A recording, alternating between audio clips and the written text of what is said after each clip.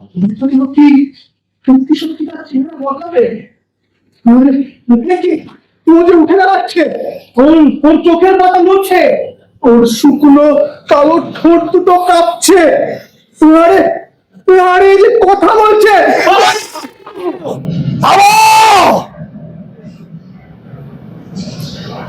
দেখো না, পালিও না, পালাবে কতক্ষণ? তোমরাই তোমাদের মৃত্যুকে ডেকে এনেছো, তাই তাকে স্বীকার না করে আর উপায় নেই।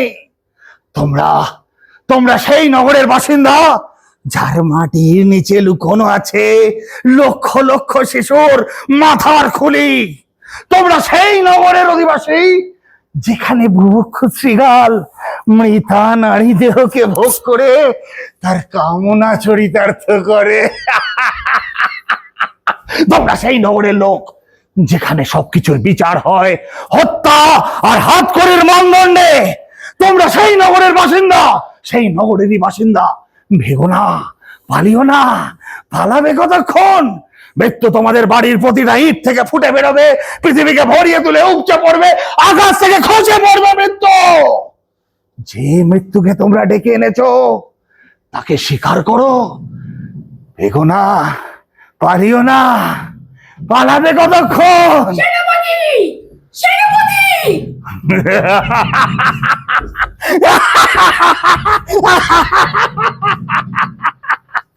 এই বন্দুক, এই সৈন্যদল, এসব দিয়ে তোমরা আমার কিচ্ছু করতে পারবে না। আমি মৃত্যু লোক থেকে ফিরে এসেছি, আমি মৃত্যুঞ্জয়। আমাকে মাধ্যম করে কেউ একজন কথা বলছে।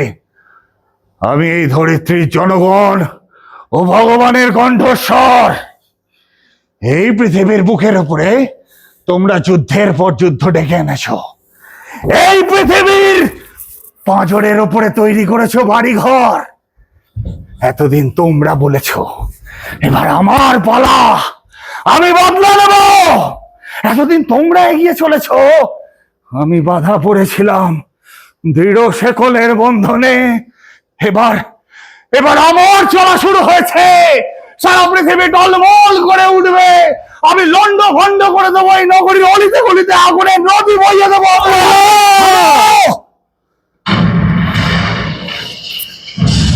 পালিও না, পালাবে কতক্ষণ? মাটির প্রতিটা টুকরোর নিচে একটা না একটা মৃতদেহ এই সুযোগের অপেক্ষায় শুয়ে আছে। তোমাদের পা আটকে যাবে মাটিতে।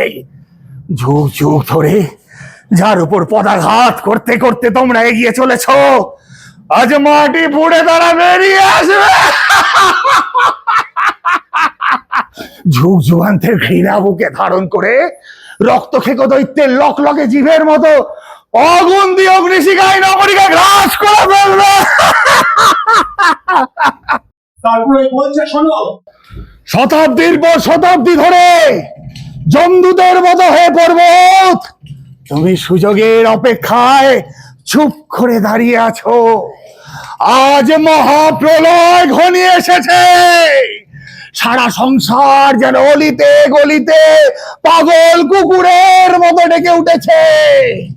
চাঁদ যেন রক্তে মুখ ধুচ্ছে। ধীরে ধীরে হে পর্বত, তুমিও বদলে যাবে। নগরীর ভিতর কালো বিষাক্ত ধোঁয়া প্রবেশ করেছে। নগরীর বুকের ওপরে যেন একটা পাথরের স্তর পড়ে আছে। ও ক্ষুধার্ত জ্বালামুখী, তুমি দাউ দাউ করে জ্বলে ওঠো। তোমার অন্ধকার গহ্বরের ভয়ঙ্কর অগ্নিদানবকে মুক্ত করে দাও। ও ক্ষুধার্ত জ্বালামুখী, তুমি দাউ দাউ করে জ্বলতে থাকো। তুমি জ্বলো, আরো ভয়ঙ্কর হয়ে জ্বলো।